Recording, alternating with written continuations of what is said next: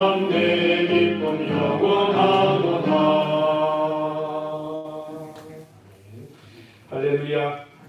아까 예배 시작 전에 제가 한 주간 잘 지내셨나라고 친구들에서 잘 지내셨다고 말씀하셨는데 감사합니다. 한 주간 동안 또 코로나가 쉽게 진정이 되지 않고 오히려 확진자 숫자가 많아지는데 그런 속에서도 우리를 안전하고 건강하게 지켜주신 하나님을 찬양합니다.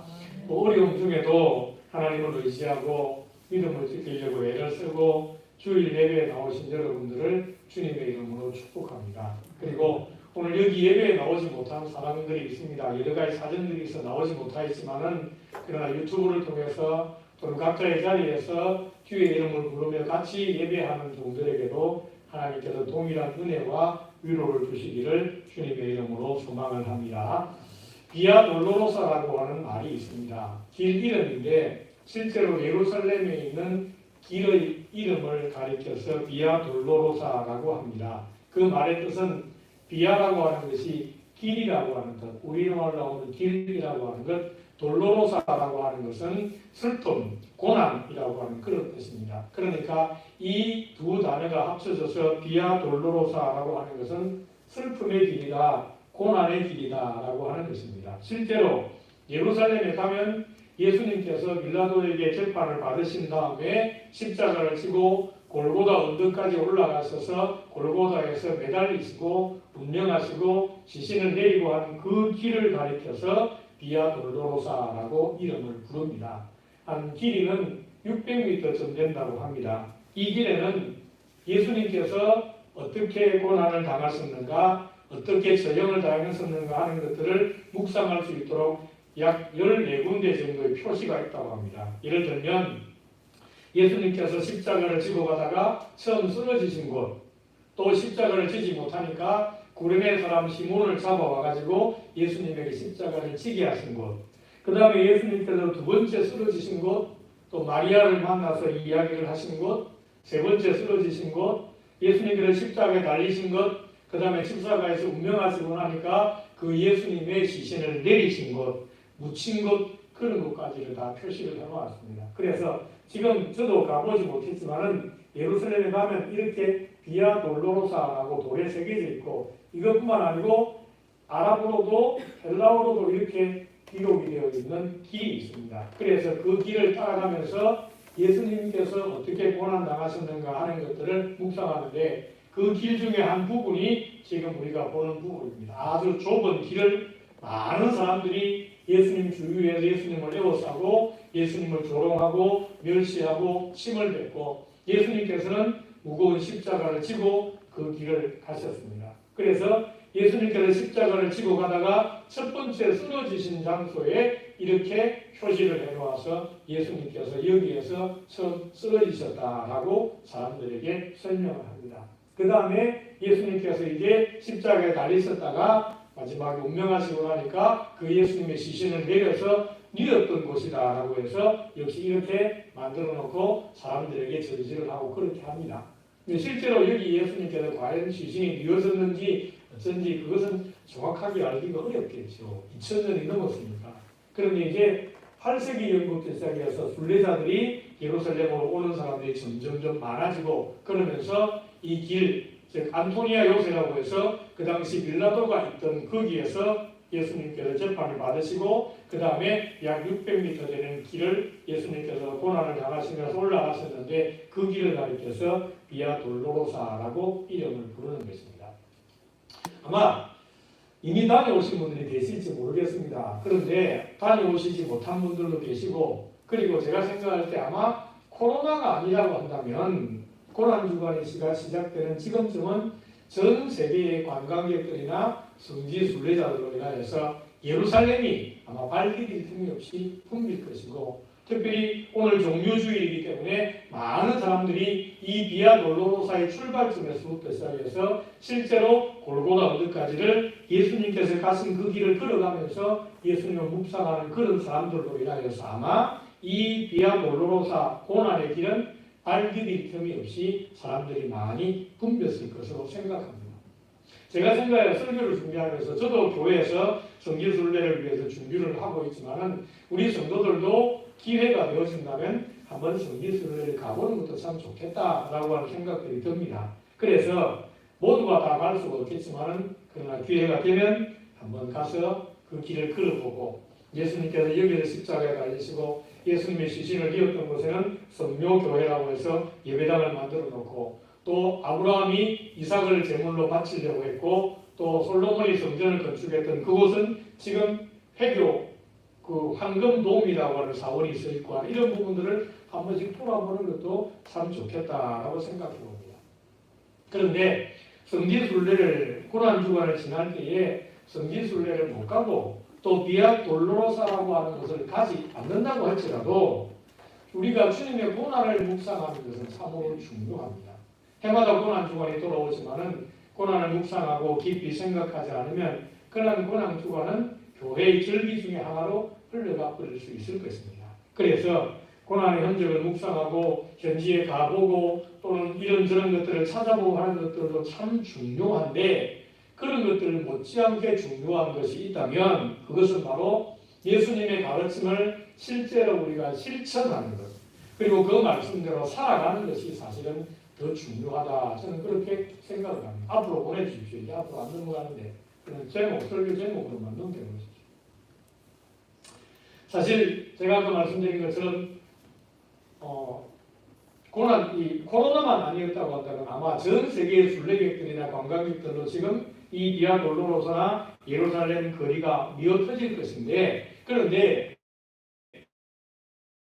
꼭 우리가 돌로로사를 가서 그 길바닥이 반질반질 닳도록 순례를 한다고 할지라도 그 길이 예수님께서 걸어가신 길이라고 생각되니까 너무 마음이 감동되고 마음이 아파서 그 길을 내가 무릎으로 내가 기어가면서 그 길을 다 밟는다고 할지라도 우리가 예수님의 말씀을 묵상하고 예수님 말씀을 기억하고 예수님 말씀대로 살지 않는다고 한다면 어쩌면 그것은 자기의 종교적인 만족감을 채우는 것에 불과할 수도 있기 때문인 것입니다. 그래서 우리가 예수님의 십자가 고난의 흔적을 묵상하고 따르기를 원해서 고난주간을 시작하는데 우리는 예수님께서 고난을 앞두고 어떻게 하셨는가 하는 것들을 말씀을 통해서 살펴보려고 합니다. 그리고 우리들도 그 예수님을 따라서 예수님께서 가신 그 길을 가는 것 물론 그 길이라고 하는 것은 지금 우리가 눈에 보이는 그 길이 아니고 예수님께서 가신 그 발자취, 그 가르침을 따라서 살아가는 것이 예수 그리스도의 제자로서 마땅한 삶이라고 하는 것입니다. 우리가 통상적으로 예수님께서는 33년 동안 이 땅에 사셨다라고 이야기를 합니다. 근데 정확하게 33년인지는 좀 확인하기도 어렵습니다. 우리는 일반적으로 예수님께서 탄생하신 날부터 시작해서 AD 1년이라고 시작하지만 역사학자들은 예수님께서 주전 4세기경에 태어났다고 이야기하기 때문에 정확하게 33세기는 잘 알기 어렵지만 그러나 통상적으로 우리 예수님은 이 땅에 오셔서 33년을 사셨다라고 이야기를 합니다. 그리고 그 33년의 생애 중에서 30년은 예수님께서 집에 계시면서 어머니를 도와서 아버지를 도와서 목수일을 하시면서 가정을 돌보셨다. 그리고 마지막 3년은 이제 나오셔서 예수님께서 복음을 전하고 천국 복음을 전하시고 사람들을 가르치셨다라고 우리가 알고 있습니다. 그래서 그 마지막 3년을 가르쳐서 공생애라고 이야기합니다. 공적으로 사역을 하신 날이라고 하는 것입니다.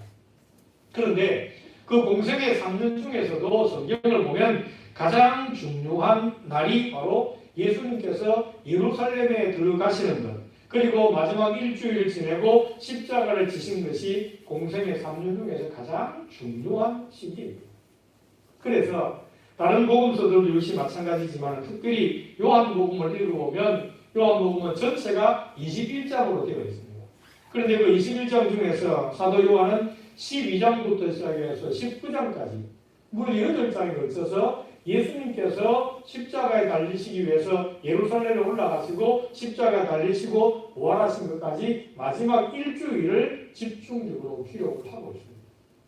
분량이 많다고 꼭 중요한 건 아니지만 그래도 요한복음 전체에서 그렇게 많은 분량을 예수님의 마지막 일주일을 할애해서 기록하고 있다는 것은 예수님의 그 마지막 일주일 예루살렘에 올라가시고 고난을 당하시고 죽임을 당하시고 한 이것이 우리를 구원하시는 구원 역사에서 참으로 중요한 것이라고 하는 것을 우리에게 알려주는 것입니다. 그 중에서 오늘 우리가 함께 읽은 본문 말씀은 드디어 예수님께서 공생의 마지막 일주일 중에서 예루살렘으로 올라가시는 장면입니다. 십자가를 지기 위해서. 그래서 다른 성경에서는 예수님께서 예루살렘에 들어가실 때 수많은 무리들이 예루살렘 길에 쏟아져 나와가지고 길바닥에다가 자기들의 겉옷을 벗어서 다 펼쳐놓고 그 다음에 왕을 환영하는 것처럼 종려나무 가지를 꺾어와가지고 호산나 다윗의 자손이여라고 하면서 그 종려나무 가지를 흔들면서 예수님을 대대적으로 환영했습니다. 그래서 고난주간에 시작되는 오늘 주일을 가리켜서 우리는 종려주일이라 그렇게 명명하는 것입니다. 그리고 사람들이 예수님을 환영할 때 호산나 다윗의 자손이여라고 소리를 질렀다고 말씀하였는데 그 호산나라고 하는 것이 무슨 뜻인가?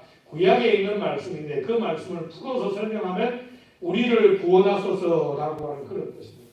그러니까 그 말은 다윗의 자손이여 우리를 구원하소서라고 하는 말은 당신이 구약에 약속되고 우리가 기다리던 메시아입니다. 이제 당신이 메시아로 오셔서 우리를 구원해 주십시오라고 하면서 대대적으로 예수님을 환영하고 영접했습니다. 그래서 오늘이 종료주일이고 내일부터 일주일 동안 예수님께서 고난당하신 것을 기억하는 고난주간입니다. 그런데 오늘 본문 말씀에서는 이제 예수님께서 십자가를 지기 위해서 예루살렘으로 올라가시는 것을 기록하고 있습니다. 본문의 내용을 정리하면 첫 번째는 예수님께서 제자들과 다른 예수님을 따르는 사람들과 함께 예루살렘으로 올라갔습니다.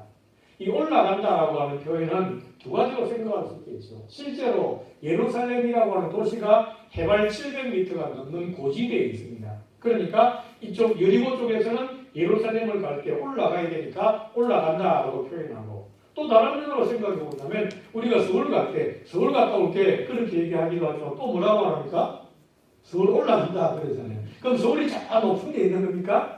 아니잖아요. 그런데 서울이 우리나라의 수도이니까 사람이 통상적으로 서울 올라갔다 올게 그렇게 얘기하는 겁니다. 마찬가지로 아마 예수님께서 예루살렘에 올라가셨다는 것은 일단 예루살렘이라고 하는 도시가 고지대에 있을 뿐더러 예루살렘이 이스라엘의 수도이기 때문에 올라간다 표현을 했었겠습니다. 그 다음 두 번째로 예수님께서 올라가는데 제자들과 예수님을 따르는 사람들과 함께 예루살렘으로 올라가시는데 그 맨 앞에 누가 앞장서 가시더라? 오늘 본문에 보면 누가? 예수님께서 앞장서 가시더라 그렇게 말씀합니다. 여러분 성경 읽을 때 잘 읽으셔야 돼요. 32절 보면 예루살렘으로 올라가는 길에 예수께서 그들 앞에 서서 가시는데 그렇게 말씀합니다. 예수님께서 가장 제자들이나 따르는 사람들보다 앞장서서 올라가고 계신다는 것입니다. 그래서 제자들이 놀라고 예수님을 따르는 사람들이 두려워했다 그렇게 말씀합니다. 그러면서 예수님께서는 자기를 따라 예루살렘으로 올라가는 제자들에게 자기가 당할 일을 말씀해 주시는데 그것이 33절과 34절 말씀입니다. 우리가 한 번 더 중요한 말씀이기 때문에 33절과 34절을 다 같이 읽어보겠습니다. 33절 같이 읽습니다. 시작. 보라 우리가 예루살렘에 올라가노니 인자가 대제사장들과 서기관들에게 넘겨지매 그들이 죽이기로 결의하고 이방인들에게 넘겨주겠고 그들은 능욕하며 침뱉으며 채찍질하고 죽일 것이나 그는 3일 만에 살아나리라 하시니라. 아멘. 예수님께서 앞장서 가시면서 놀라고 두려워하는 자기 제자들이나 따르는 자들에게 무슨 일이 있을 것인가 자기가 당할 일을 다 말씀해 주셨다라고 하는 것이 오늘 우리가 읽은 본문의 내용입니다.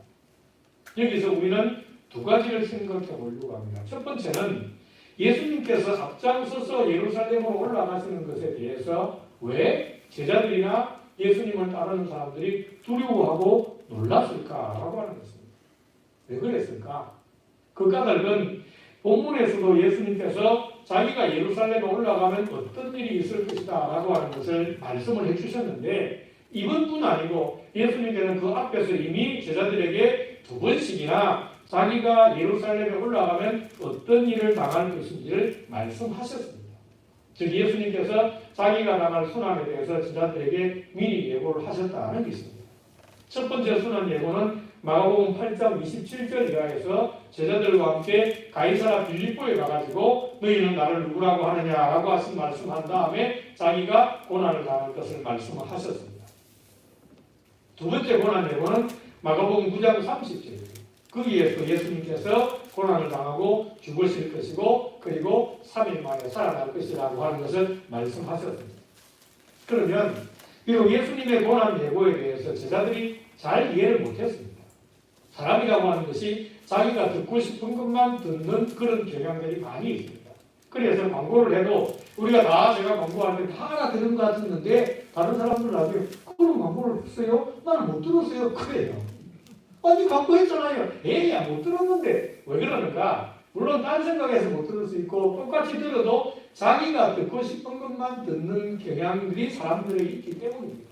그래서 말씀을 들을 때도 자기가 듣고 싶은 건 딱 듣고 자기에 걸리는 것은 딱 마음에 걸리고 또 잊어버리고 지나가버리고 그렇게 하는데 어쨌든 제자들도 예수님께서 2번씩이나 내가 고난당하고 죽임당하고 살아날 것이라 고까지 말씀하셨는데 그 말씀을 잘 이해를 못했습니다.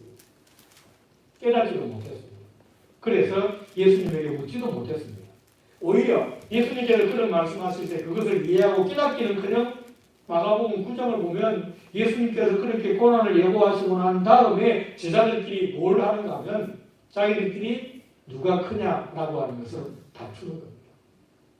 만약 예수님께서 내가 예루살렘에 올라가서 고난을 당하고 죽임을 당할 것이다 라고 하는 말씀을 조금이라도 귀 기울여 들었다고 한다면 자기들끼리 따로 모여가지고 누가 큰지 누가 한 자리 차지할지 누가 높은 자리 차지할지 다투고 싸울 수 있겠습니까? 그렇게 한다면 우리말로 여기 싸가지 없는 제자들이지요. 그런데 제자들이 그렇게 했다는 것입니다.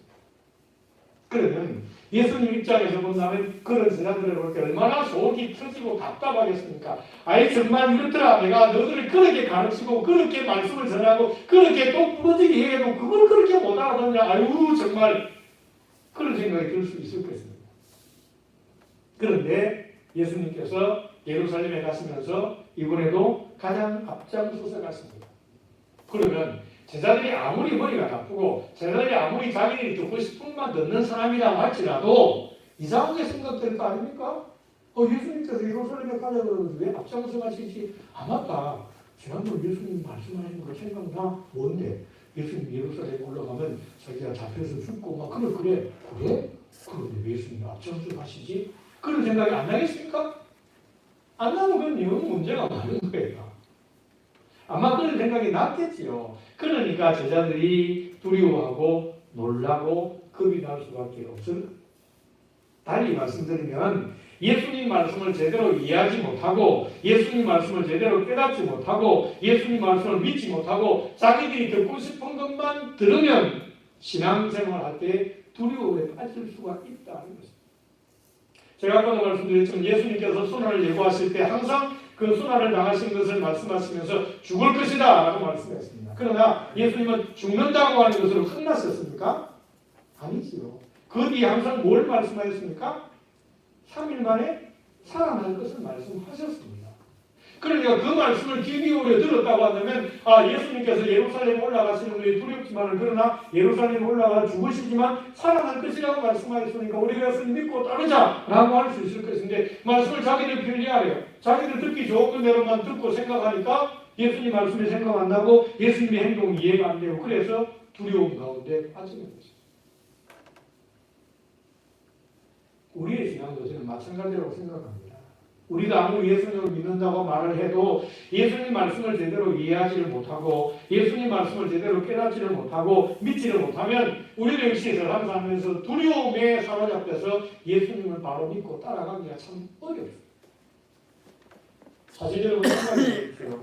우리가 주를 믿고 따르는 이 신앙생활 사람의 눈으로만 본다면 사방이 다 신앙의 걸림돌 아닙니까? 사방이 다 우리가 신앙생활을 제대로 하지 못하도록 우리의 발목을 잡고 끌어당기는 것들이 우리 주위에 얼마나 많이 널려 있습니까? 그러니까 사람의 눈으로만 본다면 두려움 가운데서 염려 가운데 사로잡혀 주를 믿고 따를 수가 없을 것입니다. 그러나 믿음의 눈으로 본다면 말씀을 바로 깨닫고 말씀을 믿고 말씀을 바로 따르면 겁과 두려움이 아니라 하나님 주시는 평강과 담대함으로 주님을 따를 수 있음을 믿으시기 바랍니다. 그래서 말씀을 잘 들어야 돼요. 말씀 깊이 묵상하고 말씀대로 순종하는 것이 중요하다는 것입니다. 두 번째로 이제 중요한 핵심인데, 그러면 예수님께서는 왜 예루살렘에 올라갔을 때에 지자들도 많이 있었고 자기를 따르는 사람들도 많이 있었는데 그런 사람들보다 앞장서서 갔었을까라고 하는 것입니다. 왜 예수님께서는 앞장서 갔었을까? 우리가 생각할 때 예루살렘에 올라갔을 때 어떤 일이 있을지 모른다고 한다면, 예수님께 그것을 모른다고 한다면, 물론 몰라도 사람이 앞일을 몰라도 불확실성 때문에 두려워할 수 있잖아요. 그래도 내가 예루살렘에 올라가면 죽임을 당할 것이다, 고난을 당할 것이다 라고 하는 것을 모른다고 한다면 그래도 우리가 막 올라갈 수 있잖아요. 우리 속담에 그런 말이 있지 않습니까? 하루 강아지 더 무서운 줄 모른다 그럽니다. 제가 한 번씩 우리 개를 데리고 산책을 나가면 저 앞집에 개 강아지가 한 마리 있습니다. 그런데 그 강아지가 우리 개를 보고 막 뛰어들고 달려들고 까불고 물라고 그래요. 그래서 제가 야야 까불지 마라, 이 새파란 이놈이 뭐 정말 하루 강아지 더 무서운 줄 모르네 그럽니다. 왜 그렇습니까? 모르니까 겁도 없는 거예요. 그래가지고 그 큰 덩치 우리 개한테 막다 우리 개가 한 마리 팍 물면 그냥 끝날 것 같아요. 제 생각이. 제가 말씀드리는 것은 모르면 두려움이 있을 수 있지만 또 모르면 겁도 없이 그냥 갈 수 있다는 얘기입니다.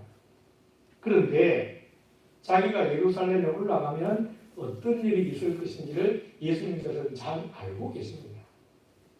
오늘 본문 말씀에서도 예수님께서 32절에서 자기가 당할 일을 말씀하여 이르시되 그렇게 말씀하잖아요. 제자들에게 예수님 자신이 어떤 일을 당할 것인가 하는 것들을 가르쳐 주셨다. 그리고 구체적으로 그 말씀이 33절과 34절에서 어떤 고난과 능욕을 당할 것인지를 예수님께서 다 말씀해 주셨습니다.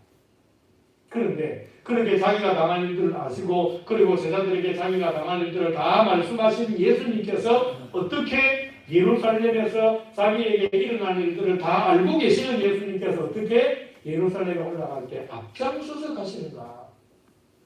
이것이 우리가 이제 고민해 볼 부분이라고 하는 것입니다. 예수님은 하나님이시니까, 예수님은 전지전능하시니까 그까짓 하나도 겁이 안 나겠지 뭐 그러니까 올라가실지 그렇게 생각하면 아무런 문제도 없겠지만 신앙에 성장은 없습니다. 그렇다고 예수님께서 겟세마네 동산에서 밤새 기도하실 까닭이 무엇이 있었겠습니까? 그러나 예수님이 이 땅에 계시는 동안에는 육체를 가지고 계셨기 때문에 우리와 똑같이 아파하시고 슬퍼하시고 힘들어하시고 피곤하실 때 쉬기도 하시고 그렇게 하셨습니다. 그런 예수님께서 자기가 고난당할 것을 알고 계셨음에도 불구하고 앞장서서 올라가셨다. 어떻게 그럴 수가 있을까? 왜 그랬을까? 왜 예수님께서 예루살렘에 올라갈 때 앞장서 가시는가? 그 길에는 분명 고난과 능욕, 모욕과 채찍질 그리고 죽음이 기다리고 있고 그것을 예수님께서 잘 아시는데 그 까닭은 다른 데 있지 않습니다. 예수님께서 예루살렘에 앞장서 올라가신 까닭은 예루살렘에 올라가서 고난을 당하고 능욕을 당하고 모욕과 채찍질을 받고 마침내 죽는 것이 예수님에게 주어진 뭐기 때문에? 사명이기 때문에. 할렐루야. 예수님께서 예루살렘에 올라가서 십자가를 지고 죽으시는 것이 예수님의 사명이기 때문에 모든 두려움과 걱정과 근심이 있을 수 있지만 예수님께서는 그 사명의 길에 제자들보다 자기를 따르는 자들보다 앞장서서 올라가셨습니다. 사명입니다. 예수님께서 오시기 약 700년 전에 이미 이사야 선지자는 메시아가 오시면 어떻게 할 것인가 하는 것들을 예언했는데 그가 찔림은 우리의 허물 때문이요 그가 상함은 우리의 죄악 때문이라 그가 징계를 받음으로 우리는 평화를 누리고 그가 채찍에 맞음으로 우리가 나음을 입었도다. 할렐루야.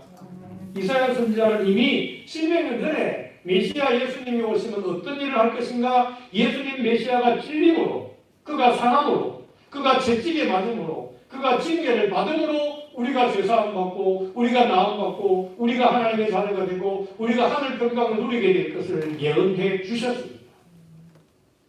그래서 예수님께서 군인들의 창에 찔리는 고난과 능욕을 통해서 우리의 죄와 허물이 사함받았습니다.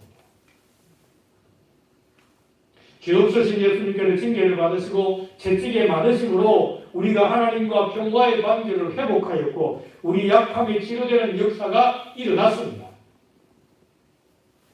예수님께서는 바로 이 사명을 감당하기 위해서 예루살렘에 올라갈 때 앞장서서 올라갔습니다. 그래서 예수님께서 겟세마네 동산에서 기도할 때 예수님을 잡기 위해서 로마의 군인들이 왔습니다. 그때 베드로가 칼을 휘둘러서 대제사장의 종의 귀를 잘랐습니다. 그러니까 예수님께서 잘했다! 자, 얼른 너랑 같이 피하자! 그렇게 하면서 도망가지 않으셨습니다. 오히려 뭐라고 말씀하셨습니까? 이것까지 참으라고 말씀하세요. 너희가 누구를 찾느냐라고 말씀하시면서 자기가 군인들이 찾던 예수라고 말씀하시면서 자기를 거기에 내어놓는 것입니다. 그 말은 예수님은 자신의 안위가 중요한 것이 아니라 사명 감당이 더 중요하기 때문에 그렇게 말씀을 하신 것입니다. 그래서 예수님께서는 사명을 위해서 자신의 전부를 내어놓으셨습니다. 자기의 자존심과 명예도 사명 감당을 위해서 내려놓으셨습니다. 자기에게 있는 유일한 소유물인 통으로 위에서 아래로 한꺼번에 짠 그 옷도 다 내어놓으셨습니다. 마침내 자기의 생명까지도 내어놓으셨습니다. 제자들보다 앞장서서 예루살렘으로 올라가신 예수님의 이 사명 감당, 앞장서 올라가서 사명 감당하신 이것으로 인하여서 우리가 죄사함을 받고 새 생명을 얻게 되어졌습니다. 할렐루야. 여러분 지금 피곤하십니까? 예수님이 앞장서 가심으로 인하여서 우리가 죄사함 받고 하나님의 자녀가 되어졌다는 것입니다. 그러면 예수님만 그럴 수 있지 우리가 어떻게 그럴 수 있을까 생각할 수 있는데 이쯤에서 사도 바울의 고백을 한번 우리가 생각해 보십시다. 사도행전 20장을 보면 사도 바울이 전도 여행을 마치고 예루살렘으로 돌아가는 길에 밀레도라고 하는 곳에서 에베소 교회 장로들을 불렀습니다. 좀 떨어져 있는 에베소 교회 장로들을 자기에게 오라고 해서 에베소 교회 장로들에게 권면하는 말씀들이 사도행전 20장에 보면 나옵니다. 거기에서 교회를 어떻게 섬겨야 할 것이냐, 어떻게 신앙생활을 할 것이냐 그런 이야기를 쭉 하는 가운데 자기의 신앙 고백을 하는데 뭐라고 신앙을 고백합니까? 넘겨주십시오. 나의 달려갈 길과 나는 보라 나는 성령에 매여 예루살렘으로 가는데 거기서 무슨 일을 당할는지 알지 못하더라. 오직 성령이 각성해서 내게 증언하여 결박과 환난이 나를 기다린다 하시나 내가 달려갈 길과 주 예수께 받은 사명 곧 하나님의 은혜의 복음을 증언하는 일을 마치려 하면은 나의 생명조차 조금도 귀한 것으로 여기지 아니하노라. 그렇게 고백했습니다. 바울은 에베소 교회 장로들을 불러서 이야기하는 가운데 나는 이제 성령께서 나를 강권하여서 예루살렘으로 올라가라고 하기 때문에 나 예루살렘으로 간다. 거기서 무슨 일이 일어날지 난 잘 알지 못한다. 그러나 한 가지 분명한 것은 오직 성령이 내가 다니는 곳에서 나한테 가르치시기를 예루살렘에 올라가면 결박과 환난이 너를 기다리고 있을 것이다. 그렇게 말씀하셨다는 것입니다. 그러니까 사도 바울도 예루살렘에 올라가면 자기가 어떤 일을 당할 것인지를 성령을 통해서 이미 알고 있습니다. 그러면 얼마든지 다른 곳으로 가버릴 수 있을 것입니다. 배를 타고라든지 또는 다른 어떤 방법을 통해서 예루살렘에 굳이 가지 않고 다른 곳으로 얼마든지 갈 수 있지만 그러나 그는 뭐라고 고백합니까? 내가 달려갈 길과 주 예수께 받은 사명 곧 하나님의 은혜의 복음을 증언하는 일을 마치려 하면은 쉽게 말하면 하나님이 나한테 맡겨진 사명 감당하는 그 일을 위해서라면 내 생명 조금도 귀한 것으로 여기지 않는다. 나 예루살렘 올라가서 나 죽어도 괜찮다. 왜? 그것이 자기에게 주어진 사명이기 때문이라고 하는 것입니다. 그러면 말씀을 믿겠습니다. 예수님께서 잡히셨습니다. 그리고 군인들에게 잡혀서 끌려갔습니다. 제자들이 다 도망을 갔습니다. 그런데 그 와중에도 다행인지 어떤 것인지 요한하고 베드로는 예수님이 잡혀가셨는데 뒤를 따라갔습니다. 요한은 아마 예루살렘에서 제국 집안이 괜찮았던 집안인 것 같습니다. 그래서 대제사장들이나 이런 종교 지도자들과 아는 사람들이 많이 있었던 것 같습니다. 그래서 요한이 먼저 가고 베드로도 그 뒤에 가는데 누가복음 22장 54절 말씀 보면 예수님을 따라가는 베드로의 모습을 이렇게 기록하고 있습니다. 예수를 잡아 끌고 대제사장의 집으로 갈새 베드로가 멀찍이 따라다니라. 그렇게 기록하고 있습니다. 물론 베드로 입장에서는 자기 아이가 중요하지요. 아무리 선생이 잡혀갔다고 할지라도 자기 목숨이 붙어 있어야 되니까. 그런데 성경은 그 베드로의 모습을 가리켜서 베드로가 멀찍이 따라가니라 그렇게 기록을 하고 있습니다. 그러면 우리는 고난 주간을 지나면서 과연 어떻게 한 주간을 지내야 할까요? 예수님께서 사명 감당을 위해서 앞장서신 것처럼 우리도 앞장서는 믿음이 되기를 주님의 이름으로 축원을 합니다. 앞장서는 믿음. 주님 사랑에 우리 모두가 앞장서시기를 바랍니다. 교회 섬김에 여러분 모두가 앞장서시기를 바랍니다. 교회는 교회고 나는 나고 그렇게 생각하지 맙시다. 기도하는 일에 우리가 고난 동안 한 주간 동안 특별 새벽 기도를 한다고 말씀을 드렸는데 기도하는 일에 또 여러분들이 앞장서시기를 부탁을 드립니다. 또 이 자리에 나오지 못한다고 할지라도 여러분들이 있는 곳에서 기도의 골방들을 만들고 여러분들도 같은 시간에 기도할 때에 하나님께서 우리의 기도를 아름답게 들어주실 것입니다. 그러기에 이 한 주간만이라도 기도하는 일에 앞장서시기를 바랍니다. 성도 섬김에 앞장서시기를 바랍니다. 말씀 읽고 실천하는 일에 앞장서십시다. 사랑을 나누고 복음을 전하는 일에 앞장서십시다. 멀찍이 눈치 보고 상황 보고 핑계하고 변명하고 이리저리 빠져나가는 것이 아니라 앞장서는 것이 참으로 예수 그리스도의 은혜를 받은 예수님의 십자가 고난을 묵상하고 그 고난에 동참하기를 원하는 성도의 마땅한 자세인 것입니다. 기도하겠습니다. 하나님 아버지, 예수님 이 땅에 보내실 때 예수님 거부하지 않으시고 십자가 지기 위해서 하늘 보좌를 내려놓고 이 땅에 오셨고 마지막 공생의 마지막에 예루살렘에 올라가면 고난과 모욕과 멸시와 죽음이 기다리고 있음에도 그것이 사명이기에 제자들보다 앞장서서 예루살렘으로 올라가셨습니다. 그 모습들을 묵상하면서 고난 주간 한 주간 동안 우리가 어떻게 주님의 고난에 동참하기를 원하는지 말씀을 나누었습니다. 예수님처럼 사도 바울처럼 믿음의 선진들처럼 우리도 앞장서는 믿음의 성도들 되게 해 주시옵소서.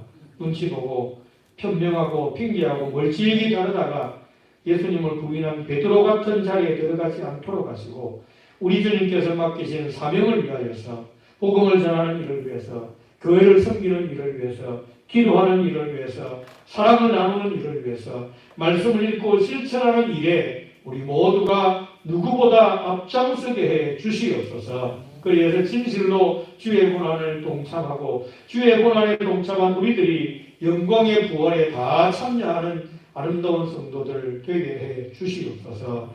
이 한 주간 특별히 사랑하는 성도들에게 믿음을 더해 주시고 성령께서 감동 감화하여 주시옵소서. 예수님